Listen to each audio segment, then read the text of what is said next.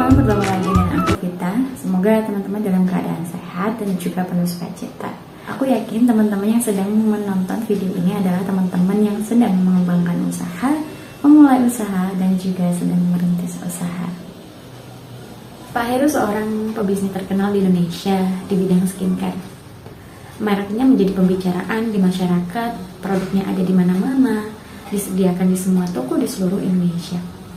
Namun sayang, ternyata Pak Heru tidak melakukan pendaftaran merek, tidak kunjung mendaftarkan mereknya. Hal ini menjadi kesempatan bagi orang lain di mana akhirnya merek milik Pak Heru itu didaftarkan oleh orang lain.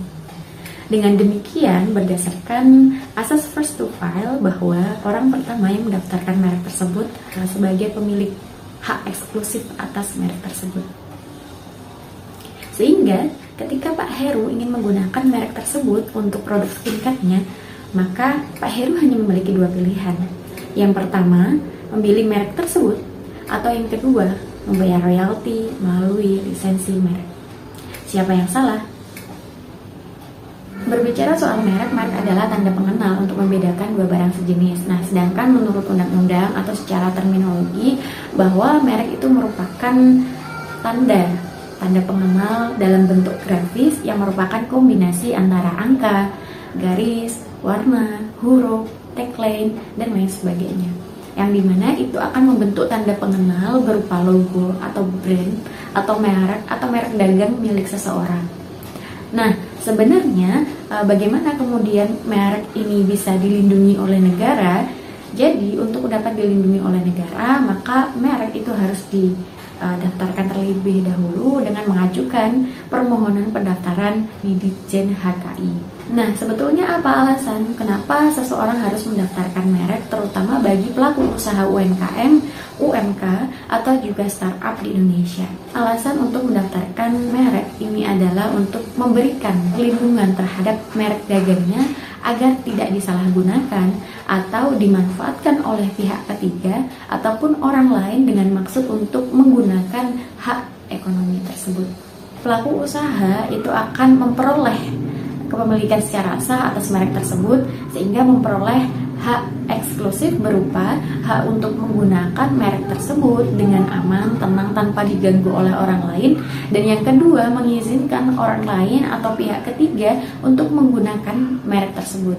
Dalam hal ini itu bukan mengalihkan hak merek tersebut tetapi menggunakan merek, sehingga kepemilikan atas merek tersebut tetap menjadi pemilik yang bersangkutan. Nah, dalam hal ini umumnya pemilik merek itu dapat memberi kesempatan kepada orang lain menggunakan mereknya dengan cara misalnya lisensi, yaitu dengan membayar royalti. Artinya di sini pelaku usaha mendapatkan profit tambahan dari lisensi merek yang diberikan kepada orang lain untuk menggunakan mereknya. Lalu bagaimana kalau misalnya kita selaku pelaku usaha itu tidak mendaftarkan merek kita, maka konsekuensi yang harus kita terima adalah merek yang kita miliki itu didaftarkan oleh orang lain, seperti kasus Pak Heru tadi. Banyak sekali di Indonesia oknum-oknum yang sengaja memanfaatkan peluang atau kesempatan untuk kemudian mendaftarkan merek tersebut dan juga kembali menawarkan merek tersebut kepada si pencetus aslinya. Supaya apa? Supaya membayar royalti atau punya pilihan yang kedua, yaitu membeli. Nah, tentu ini menguntungkan dari si oknum tersebut tadi, sehingga harapannya pelaku usaha baik UMK, ya pelaku usaha mikro dan kecil dan juga UMKM yang sudah menengah ke atas ini juga memperhatikan tentang merek supaya segera didaftarkan. Lalu fungsi daripada pendaftaran merek itu apa? Yang pertama, sebagai tanda pengenal yang membedakan produk sejenis.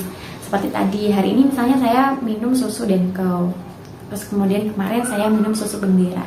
Nah, ini kan menjadi tanda pengenal ketika ditanya oleh seseorang, kita tadi minum apa, beli apa? Oh ya, saya tadi beli susu Denko atau minum susu Denko.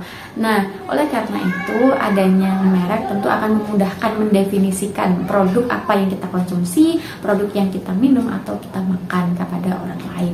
Seperti itu. Yang kedua adalah memberikan jaminan mutu barang. Nah, yang ketiga adalah meminimalisir terjadinya persengketaan. Misalnya kita ingin mengembangkan suatu usaha dan kita sudah menentukan merek tersebut, itu juga harus didaftarkan supaya kita mendapatkan perlindungan dari negara. Merek yang kita gunakan kemudian diklaim oleh orang lain, maka kita dapat menggugatnya secara hukum dan yang bersangkutan akan mendapatkan proses hukum serta mendapatkan sanksi berupa sanksi keperdataan dan juga pidana seperti itu. Pada intinya kita memiliki hak eksklusif, yaitu hak untuk menggunakan merek secara utuh, secara tenang, aman dan juga tanpa diganggu oleh orang lain.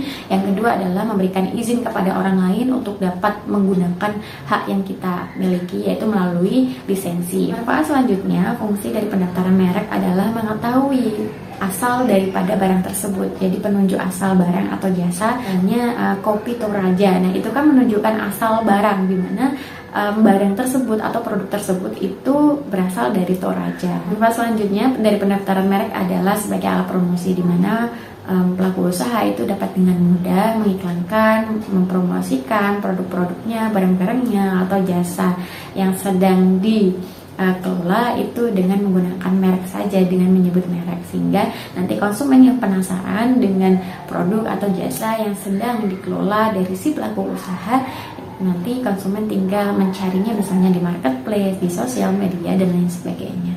Oke, bahas tentang jangka perlindungan merek, bahwa merek itu diberikan perlindungan selama jangka waktu 10 tahun yang terhitung dari penerimaan pendaftaran atau pengajuan pendaftaran yang diterima oleh Ditjen HKI. Untuk mendapatkan perlindungan selanjutnya, maka pelaku usaha dapat memperpanjang jangka waktu perlindungan tersebut ke Ditjen HKI. Kalau misalnya sampai dengan jangka waktu tersebut pelaku usaha tidak memperpanjang perlindungan terhadap merek tersebut, maka merek tersebut itu menjadi common use. Artinya orang lain itu bisa menggunakan merek tersebut tanpa izin, tanpa harus membayar royalti. Dalam pendaftaran merek, yang terpenting teman-teman tidak mengajukan merek yang bertentangan dengan agama, kesusilaan, dan juga ketertiban umum. Yang terpenting juga bahwa merek yang teman-teman ajukan bukan merupakan merek yang sudah terkenal atau merek yang secara umum dikenal oleh masyarakat, karena hal ini akan dapat ditolak.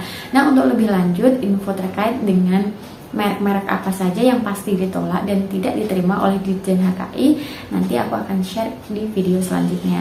Oke, sekian info dari aku, sampai jumpa di next video selanjutnya.